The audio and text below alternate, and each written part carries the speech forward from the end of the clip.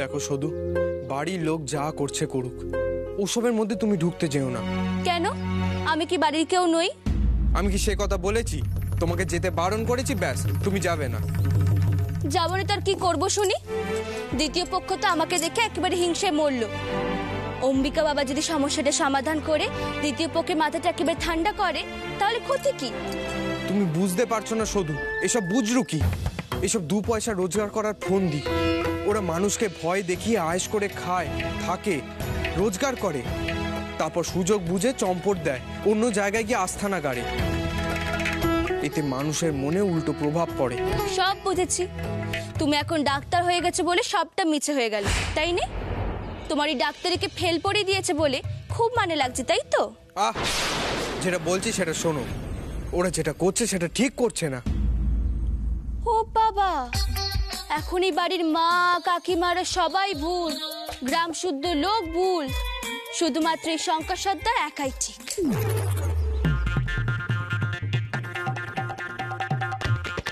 অসম্ভব। এই বাড়ির লোকজনদের কিছু বোঝানোই অসম্ভব। বাবা শেষ পর্যন্ত কি করবে কে জানে। ঠাকুরপো তো অনেক পড়াশোনা করেছে, এটাও তো বললো পক্ষাঘাত রোগী কখনোই গঙ্গা জলকে ভালো হতে পারে না। উফ, ফুলি তোর কথা বাদ দে তো, তুই তো নিজের চোখেই দেখলি। এখন রান্নায় মন দে, বাবাজি কিন্তু খাবেন, সন্তুষ্ট হওয়া চাই, বুঝি না চাই।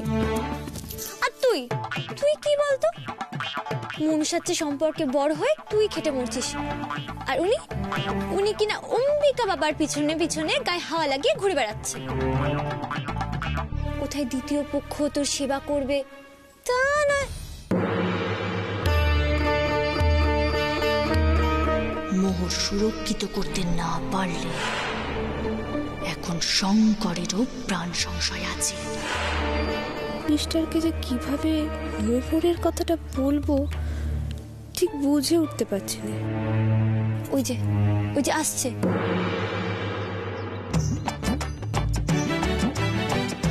তোর রেঁধে দেওয়া খাবার ঠাকুরপোকে খাইয়ে নাম কিনবে। তুই কিন্তু দিবি না শুধু, একদম দিবি না। আমার দিব্যি, মুখ খোল শুধু, নইলে আমার মাথা খাবি।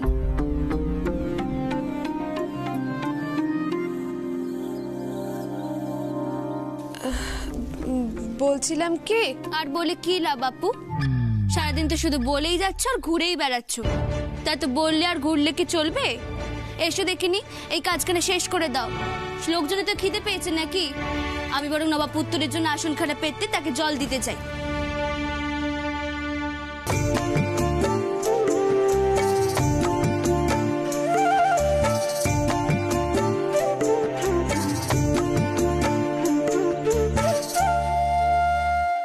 ভাবতে বসলি নাকি?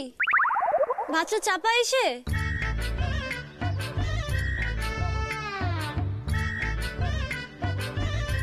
এই গোবিন্দভোগ চাল ভেতরে ভেজানো আছে। আর গোবিন্দভোগ? কপালে এখন কি দুর্ভোগ আছে তা কে জানে। কেন? বাবাজি বলেছেন সন্ধ্যেবেলা ওনার বিশেষ পুজোর সময় মোহরগুলো ওনার সামনে রাখতে হবে। উনি মোহরগুলোকে সুরক্ষিত করবেন, নইলে নাকি ডাক্তারবাবুর প্রাণের ঝুঁকি আছে। কি? মোহরের জন্য কারোর বিপদ হয় নাকি? মোহরের জন্য শুধু মরেছিল, মিথ্যে সে কথা। বোঝাও তুমি ওকে। কি বললে তুমি? বোঝানোর কি আছে? আমি তো মোহরগুলো দেবে না তো বড় গিন্নি, তুমি বোঝাও কিন্তু ওকে। ও তো তোমার আর জন্মের সই না। আমার এত বুঝে কাজ নেই, শুধু ঠাকুরপোকে খাবারটা দিয়ে আয়।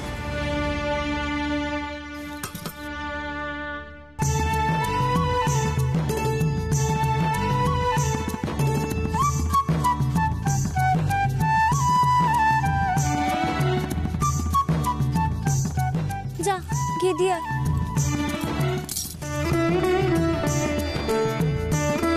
এই যে মনুষা, ভাতটা চাপা, আমি আসছি। নবাবপুত্তর, নবাবপুত্তর, তাড়াতাড়ি এসো, আমি তোমার জন্য ভাত বেড়েছি। বলছি তোমার তো বেরোনোর সময় হয়ে গেল। নবাবপুত্তর,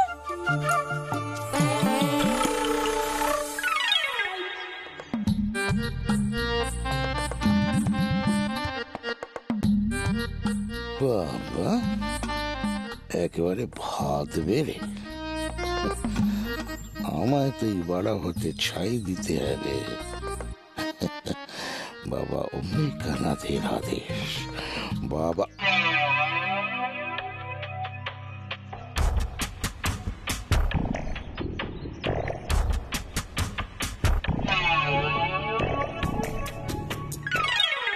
নপুত্তর তাড়াতাড়ি এসো এখানে, ভাত তো চুড়োলো।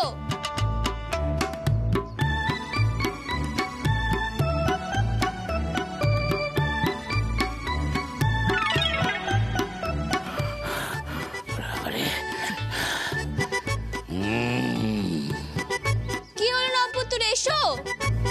হ্যাঁ হ্যাঁ, আসছি আসছি। আজ এই বালতি দিয়ে কামাল করতে হবে। মা চলেন ভেতরে, অম্বিকানাথের কথা যদি বলাতে হয় তাহলে এই বালতি দিয়ে কাজটা সারতে হবে। জয় বাবা বালতি, জয় বাবা অম্বিকানাথ।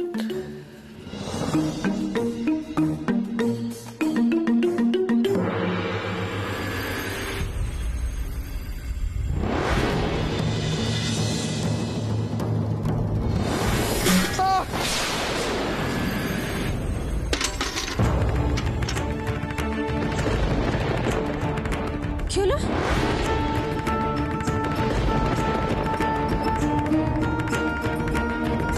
ডাক্তারবাবু, ডাক্তারবাবু, কি হলো? ডাক্তারবাবু, কি কি রক্ত কেন?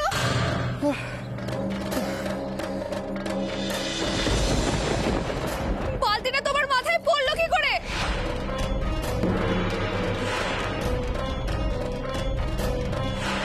বলছিলাম আমি, সময় খারাপ যাচ্ছে বলেছিলাম আমি। মনসা চুপ করো তুমি। উপর থেকে বালতিটা পড়লো কি করে? দেখি দেখি কি হয়েছে। হেমা, এ তো অনেকটা কেটে গেছে। এ বাবা, এ কি কাণ্ড! ছোদ্দা, ভাবছিস বালতিটা তোমার কপাল ছুঁয়ে বেরিয়ে গেল? যদি তোমার মাথায় পড়তো তার মাথা তো দু টুকরো হয়ে যেত। পালা পঞ্চা, পালা।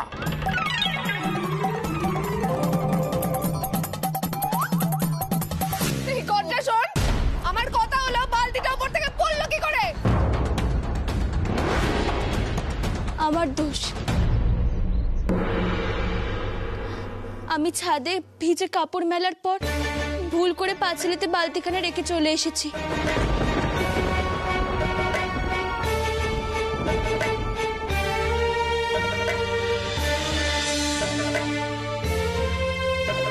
দাঁড়া দেখিনি, আমি এক্ষুন হলুদ বাটা নিয়ে আসছি।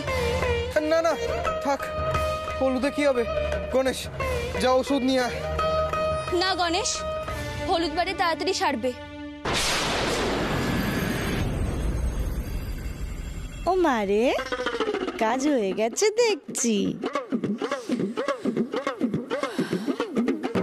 বিষ্ণুদা কি ভুল বলবেন? বলেছিলাম না, বলেছিলাম না প্রাণের ঝুঁকি আছে।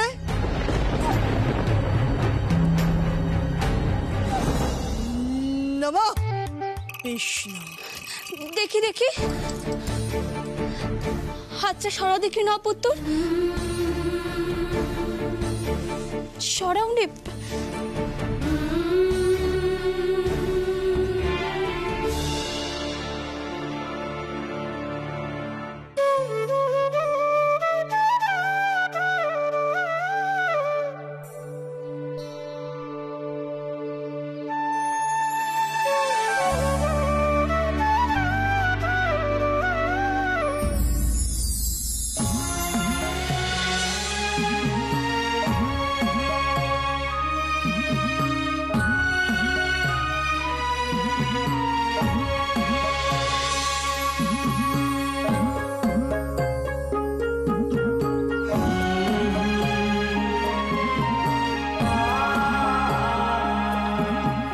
সদুর মতো করে কেউ আমাকে ভালোবাসতে পারবে না। যখন ছিল কদর বুঝলাম না, ফিরলো যখন তখন অনেক দেরি হয়ে গেল।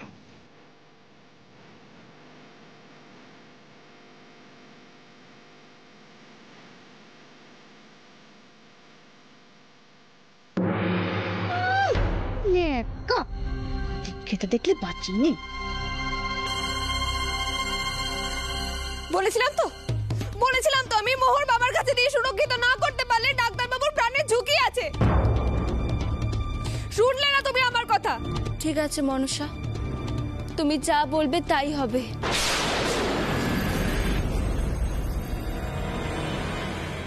নবাব পুত্রের থেকে মোহর বড় নয়।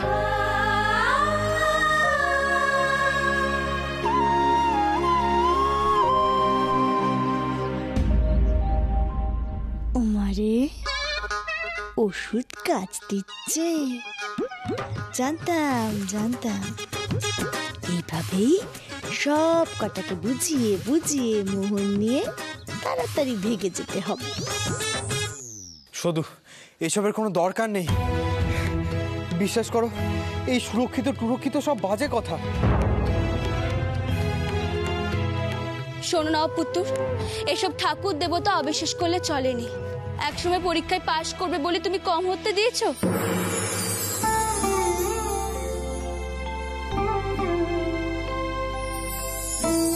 আর এখন ডাক্তার হয়েছে বলে সমস্ত কিছু অবিশ্বাস করছো।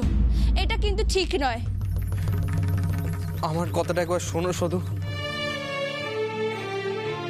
ঠাকুরপোর কথাটা শোন না শুধু। আমি আর কারো কথা শুনবো না ফুলি। শোনো না পুত্র, তোমার ব্যাপার যখন আছে আমি ভেবে নিয়েছি আমি কি করব। এবার তুমি ঘরে যাও, আমি খাবার নিয়ে যাচ্ছি। যা বলছি, তোমাকে আর আজকে কোথাও যেতে হবে না। যাবো না মানে? এটা তো দুর্ঘটনা। না না পুত্র, আজ তুমি কোথাও বেরোবে না। এই ব্যাপারে আমি সতীনের সাথে একেবারে একমত। তোমার ফাড়া চলছে। মোহর যতক্ষণ না সুরক্ষিত হবে তুমি কিন্তু বাড়ি থেকে কোথাও যাবে না।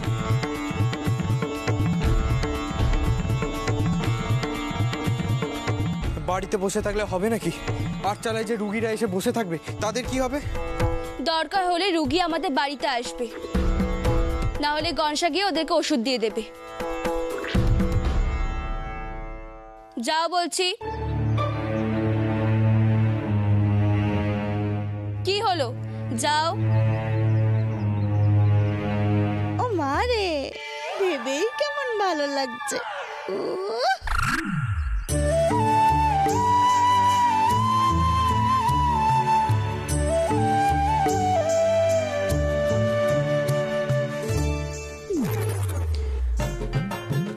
শিব শম্ভু, শিব শম্ভু, শিব শম্ভু।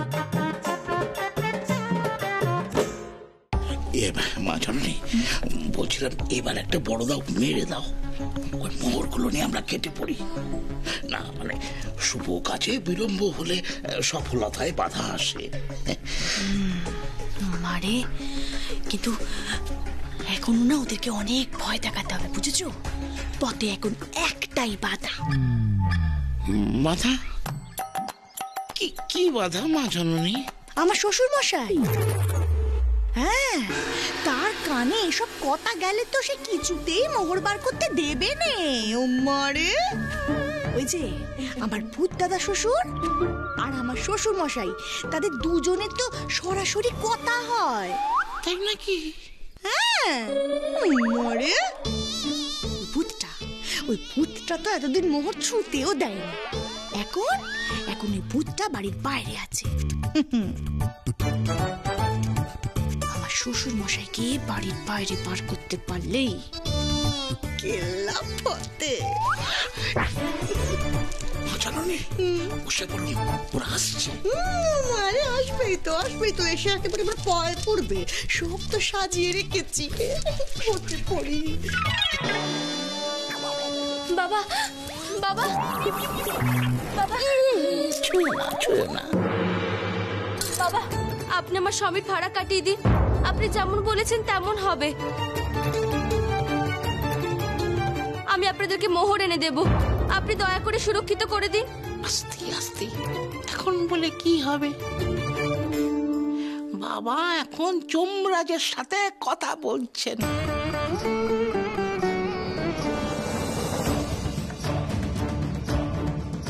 বাবা দেখো এখানে, প্রাণ ওখানে।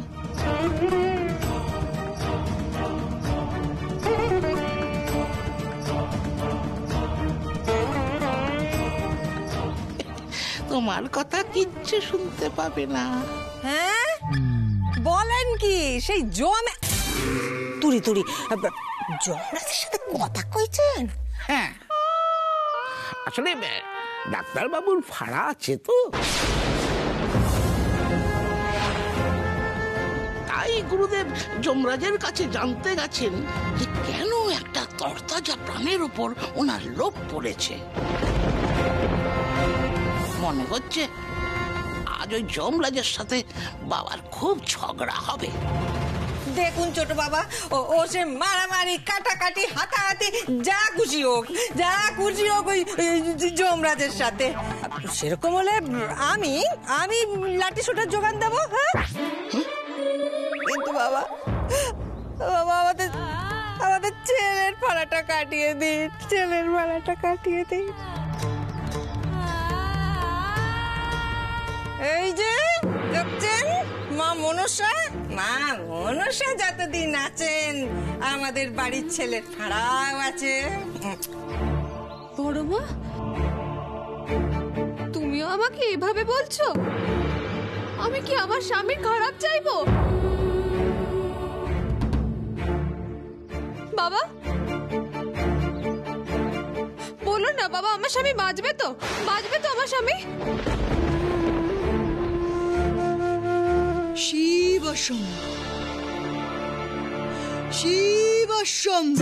শম্ভু,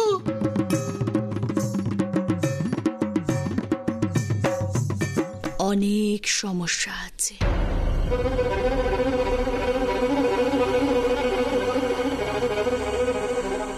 ডাক্তার বাবুকে বাঁচাতে হলে উনি এই বাড়ি থেকে আর একজনকে তুলে নেবেন।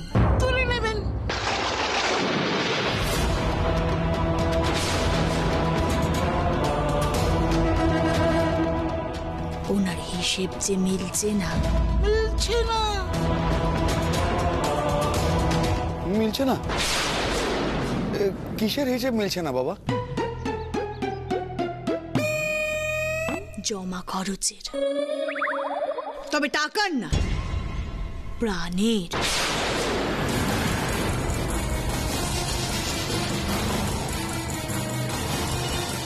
দেখো, এই বাড়িতে যে ভূত আছে তার নাম হলো করালি সাধু।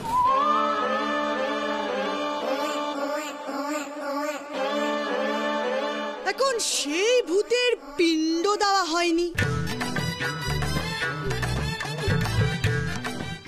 সেই কারণে চিত্রগুপ্তের খাতায় তার নাম ওঠেনি।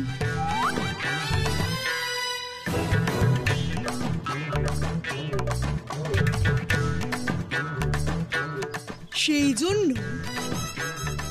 তার জায়গা পূরণ করার জন্য, মানে তার শূন্যস্থান পূরণ করার জন্য উনি ডাক্তার বাবুকে চাইছেন। কিন্তু আমি যদি মোহর সুরক্ষিত করে দিই, তাহলে ডাক্তার বাবুকে জমিও ছুতে পারবে না।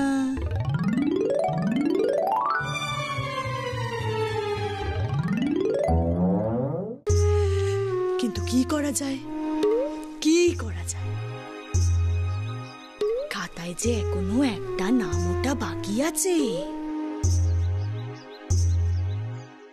কিন্তু সেই জন্য উনি বলেছে যে টাকের বদলে টাক তুলে নেবে।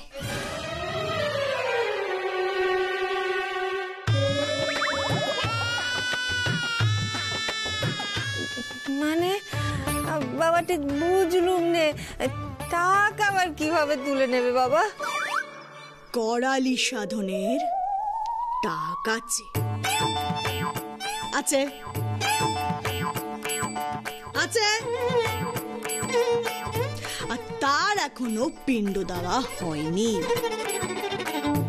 তাই করালি সাধনের জায়গায় সে কালী সাধনকে তুলে নেবে, তুলে নেবে, কারণ কালী সাধনেরও টাক আছে। টাক